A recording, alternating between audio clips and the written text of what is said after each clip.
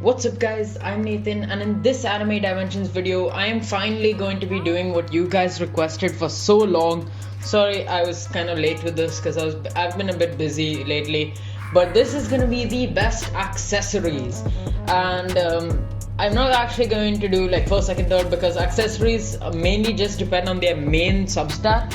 The rest of it is just based on whatever substats you get, and each main substat is just good for different things. And I'm just going to be ranking all of the mythical ones because the legendary ones are always not going to be the best, because first of all their main substats are lesser, and second of all they can only have 4, well, your luck based substats. So starting off with overall decent, which is just my fancy way of saying worst. I mean, it's okay for overall purpose, but it's probably like not the best substat.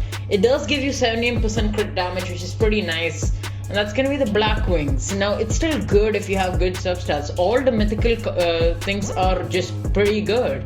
It's just the main thing is that the 17% is actually lesser than the average roll that you will get on critical damage from just a regular substat, and most of the other things are just significantly higher than the normal rolls that you will get if you just get it as a roll on your card or whatever, meaning that this is not that special. Like, you can easily get 17 to even 18% on that. It's still a very good thing, probably even top A tier in the overall accessory tier list, but when we're comparing mythicals, we're comparing the best of the best. That is why that's just going to, technically speaking, be the worst. Overall good, it's just going to be a tie with these 3 ones. They're the ones that are going to go ahead and give you 10% critical chance, and that's good because the average roll is around 5 to 6%, so it's going to be giving you nearly double the stuff that you get on the average roll, so it's just worth it. And critical chance is definitely really helpful, because if you have good critical chance and if you use Sunken Wu's assist, then it's essentially just 100% crit chance, and it's just really good. Overall best is probably going to be this, the Titan Blade. It gives you 12% attack, which is something that you don't see in anything else. It's an all-rounder thing because it just gives you attack, which is really nice. And it's of course better than just getting critical chance or critical damage, because if you don't crit, those are useless. But this is just boosting the damage of everything, and this thing essentially boosts your critical, well, it doesn't, but like it's just essentially boosting your DPS a bit more, because you're guaranteed to just do a hit, but you're not guaranteed to crit on said hit. Then the next ones are going to be a little bit more specific.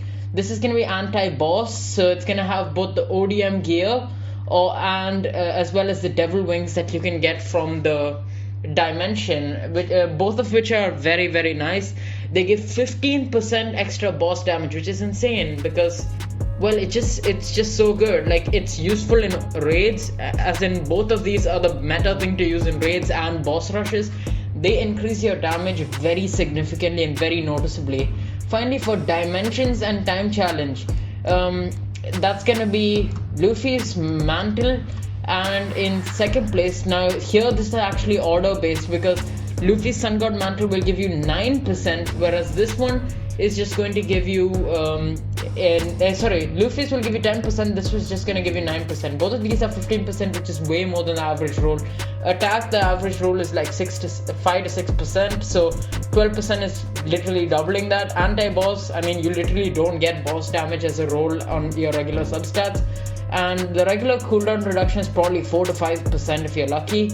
And again, both of these kind of double it. This is a bit worse, but cooldown reduction of that extent is just really, really helpful on both dimensions and time challenge, because here you don't really need to worry too much about damage, but rather of always having an ability of cooldown, and these things just do the job really, really nicely.